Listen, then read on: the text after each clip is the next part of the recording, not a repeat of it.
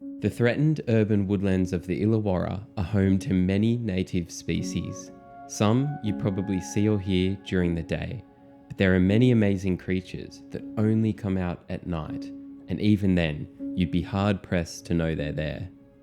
We are standing at this beautiful gloaming time of the evening in the Illawarra Lowland Grassy Woodland. We're standing in a lovely public reserve and we're here tonight to see if we can find some amazing microbats.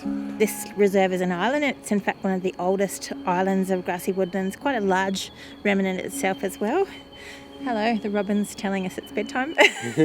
Because this reserve sits adjacent to another patch of green woodland, it might be that we see quite a different array of bat species in this place, so really excited to see who we get tonight.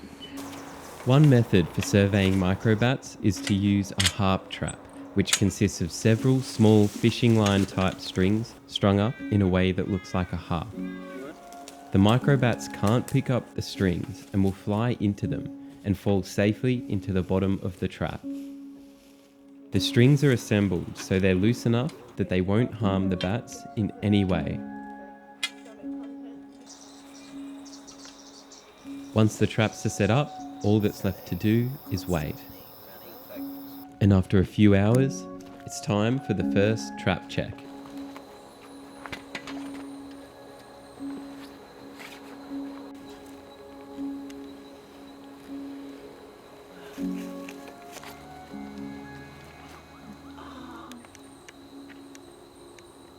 The traps are full with many different kinds of amazing microbats.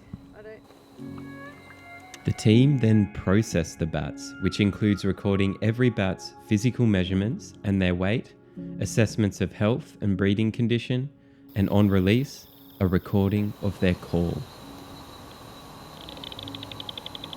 All of this information not only tells us more about the bats themselves, but also provides insights into how they're using this endangered ecological community that's nestled within our urban spaces.